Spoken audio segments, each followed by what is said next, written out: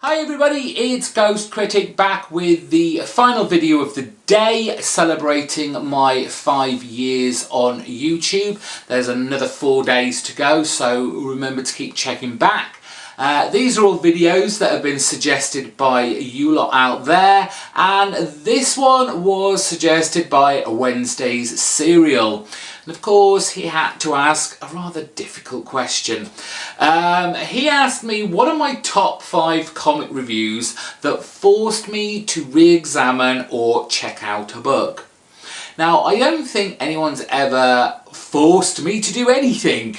They may have suggested and badgered me a little to read a certain title, but I don't think a particular review has ever kind of changed my mind about anything. So I kind of failed in answering this question in 2 ways. One, I can't answer what specific video or review made me pick up these titles, and also I could only find 4. Oops. So let's get on with it. The first one is one that was suggested to me by a YouTuber who unfortunately does not do YouTube videos anymore, and that was James Donnelly of the Shadow Gallery, and he badgered me for months saying why wasn't I picking up I, Vampire. This is Joshua Hale-Falkioff and Andreas Sorrentino's horror comic, I guess. One of the very first new 52 titles that came out, and I think it was about issue 7 or 8 before I gave in. Found a haul of these on eBay and bought them for a fraction of the price, and then you continued to pick up the latest titles.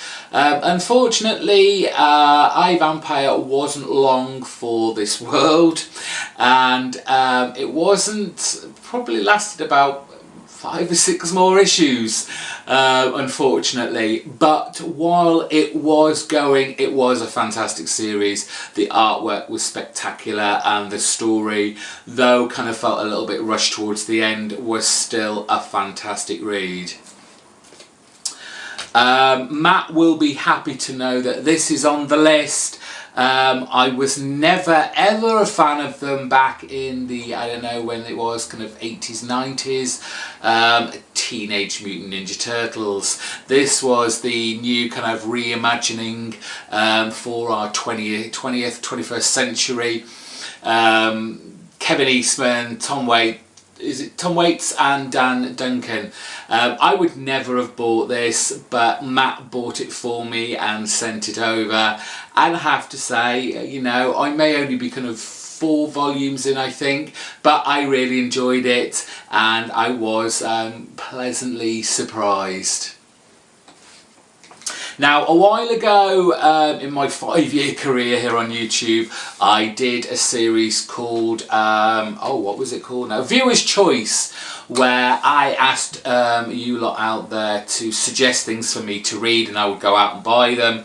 And one of the things I wanted to do was kind of push myself into areas that I wouldn't normally read.